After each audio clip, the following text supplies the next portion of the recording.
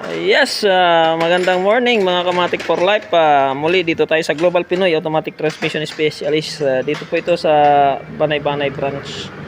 Meron tayong makina ng Toyota Altis. Ito yung 1.6. Ayan po. Ito ay bagong bili lamang po ito. Itong sasakyan na to. Nung binili ito, ang makina nito ay medyo may palya ng konti. At hindi na rin ganun ka-powerful. And then ganon din yung kanyang transmission, bagamat nagre-response siya, nagana siya sa drive in reverse o ng andar, pero hindi na siya ganun ka-responsive. Medyo mataas na ang RPM niya, delayed na. So nag-decide yung nakabili na pabuksan yung makina, at ito dito natin nakita. Ayan, ganyan po ang sitwasyon niyan. Toyota Altis po 1.6. Sa mga bibili po ng second hand na sasakyan, lalo na sa mga lumang modelo, medyo doble ingat po. Ito, magiging honest na tayo, lahat ng mag-check na mekaniko ay hindi po ito makikita, dahil pag bibili po kayo ng sasakyan, hindi po allowed ang mekaniko na magbukas ng sasakyan. So ang titingnan lang ng mekaniko kung gumagana, maandar, kung ano yung performance ng makina.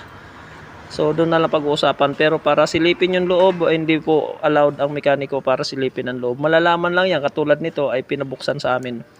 So dito nakikita natin kung gaano kakapal yung mga tutong. Ganyan, tutong hanggang dito po yan sa ibabaw.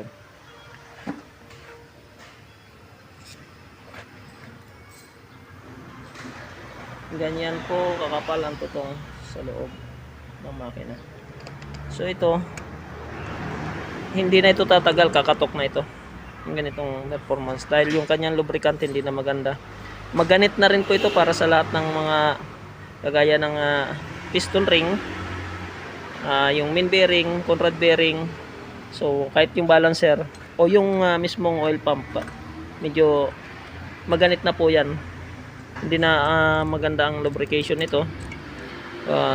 Buti nga naagapan natin kaysa humantong sa pagkatok ng makina or sa maraming madadamage pa. So ganyan po ang performance po. Muli, sa mga bibili ng mga lumang sasakyan, madali sabi, o mga used na sasakyan,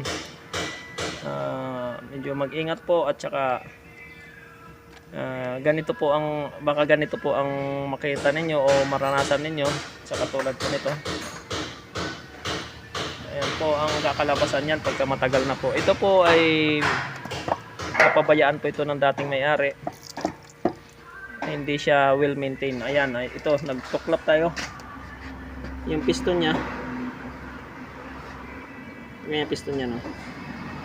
Ayan, no, gaano ka, yan, no.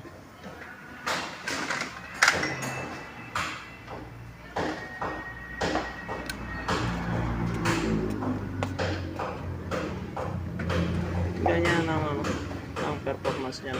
Pero ulitin ko po, andar po ang makinang ito.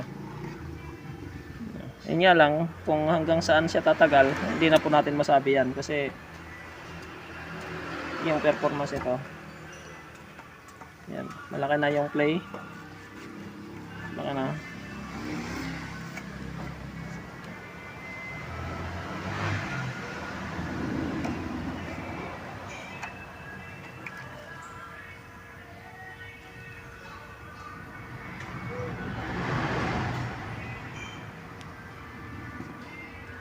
So update po kami pagkatapos namin tong buuin. General overhaul po ang napuntahan natin sa makinang ito.